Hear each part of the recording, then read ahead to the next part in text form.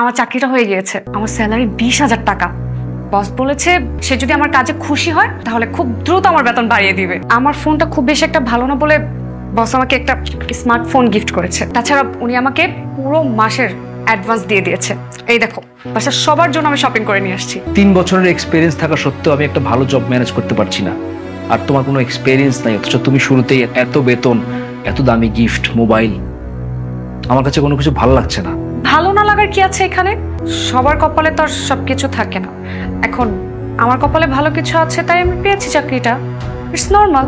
This is not very normal. তুমি job করতে পারবে না, this is final. What? Yes, তুমি আগামীকাল যাবে, তোমার অ্যাডভান্সের টাকা, মোবাইল, সমস্ত গিফট সব ফেরত দিয়ে আসবে, কারণ আমি চাই না আমার বউ চাকরি করুক। অসম্ভব। মানুষ অনেক সাধনা করে এরকম একটা চাকরি জোগাড় করতে পারে না, আর আমি এরকম একটা চাকরি পেয়ে ছেড়ে দিব? This is not possible at all. Then make this possible. চাকরিতে তুমি এখনো জয়েন করতে পারোনি, এখনই আমার কথা দাম দিচ্ছ না, আমাকে তুমি অসম্মান করে কথা বলছো।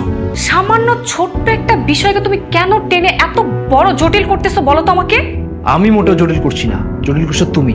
আমি তোমাকে বোঝানোর চেষ্টা করছি তুমি জব করতে পারবে না। আমি তোমাকে ভালোবেসে বিয়ে করেছি সায়ন, ভালোবেসে বিয়ে করেছি বলে তোমার পাশে থাকতে চাচ্ছি চাকরিটা করে, তোমার কষ্টটাকে একটু ভাগ করে নিতে চাচ্ছি।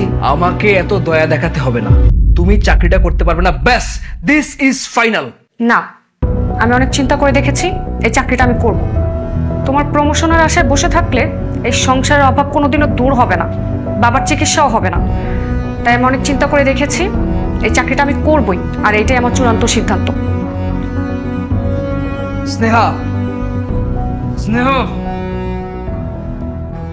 you don't dare to walk out, Sneha!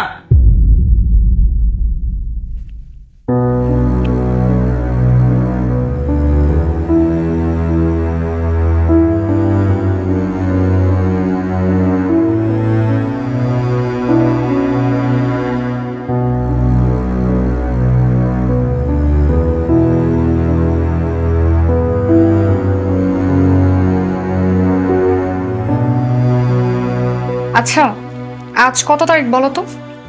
কেন, আজকে কোনো বিশেষ দিন? কোনো বিশেষ দিন এই জন্যই তো জিজ্ঞেস করছি, না হয়তো জিজ্ঞেস করতাম না। অবশ্য আমার কোনো বিশেষ দিন মনে রাখার তো তোমার কাছে কোনো সময়ই নেই। তাহলে তো ভালোই, তোমার তো বিশেষ দিনগুলো মনে রাখার জন্য বিশেষ বিশেষ লোক আছে, আমি মনে না রাখলে কি যায় আসে? সন্দেহ করা, কারণে অকারণে আমার সাথে মিসবিহেভ করা না তোমার ব্যাড হ্যাবিট হয়ে দাঁড়িয়েছে।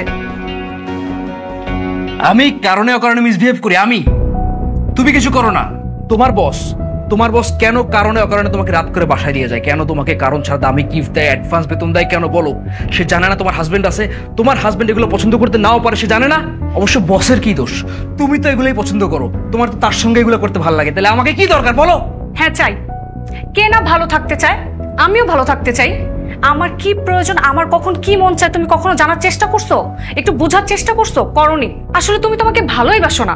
তুমি যদি আমাকে ভালোবাসতে তাহলে আমার জীবনে বিশেষ ব্যক্তির প্রয়োজন হতো না। বাহ, আমি তো তোমাকে ভালোবাসি না, তাহলে আমার কাছে তোমার কি দরকার বলো? তোমার তো স্পেশাল মোমেন্ট স্পেন্ড করার জন্য স্পেশাল লোক আছে, দামি গিফট দেওয়ার জন্য লোক আছে, তাহলে আমার কাছে তোমার কি দরকার বলো? যাও, আমাকে ছেড়ে তুমি যাও। চুপ করো, দয়া করে একটু চুপ করো। তোমার সব কথাই না ইদানিং আমার একদমই বাজে লাগে, আমি একদমই নিতে পারি না। বাহ, আমার কোনো কথা তো তোমার এখন ভালো লাগবে না, কারণ আমার সব কথা তোমার কাছে এখন বাজে কথা মনে হয়। আচ্ছা শোনো, আজ আমার বার্থডে, তাই আমি কোনো অজুহাত শুনতে চাই না তোমার কাছ থেকে। তুমি হাফ অফিস করেই তাড়াতাড়ি চলে আসবে। আজ সারাদিন আমরা একসাথে ঘুরবো, খাবো, আমার বার্থডে অনেক সুন্দরভাবে সেলিব্রেট করব। আমার খুব লেট হয়ে যাচ্ছে, আমি এখন অফিসে যাচ্ছি। আর হ্যাঁ, আশা করি তুমি আসবে।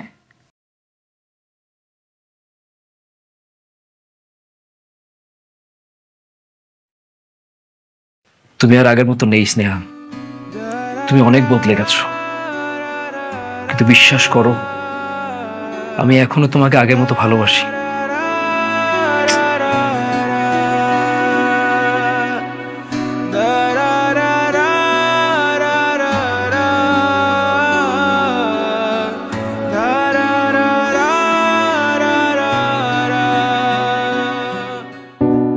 ন্যূনতম কমন সেন্স যদি থাকতো এই লোকটা, আগেই বলেছি হাফ ডে করে চলে আসতে।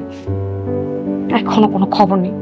সে কখন থেকে রেস্টুরেন্টে বসে আছে, অপেক্ষা করছে, ফোনটাও ধরছে না।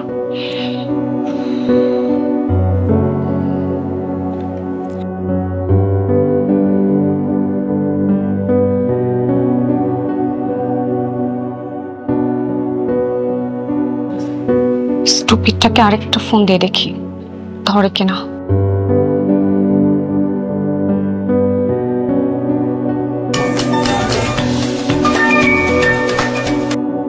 হ্যালো।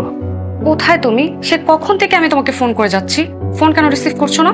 আরে আমি বসের সঙ্গে একটা মিটিং এ ছিলাম, ফোন ধরবো কিভাবে? মিটিং এ ফোন ধরা যায়? Hello hello.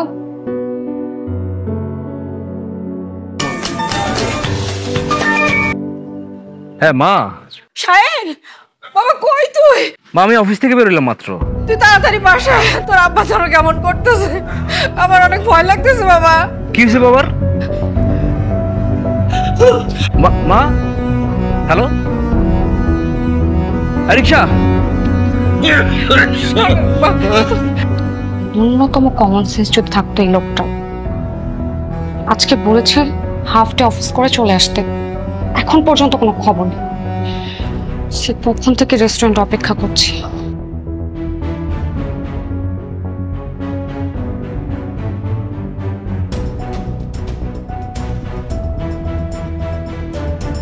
স্টুপিডটাকে আরেকটা ফোন দিয়ে দেখি কোথায় আছে।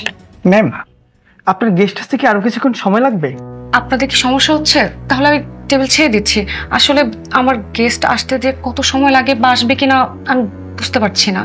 না না ম্যাম, আপনি আরো কিছুক্ষণ বসতে পারেন।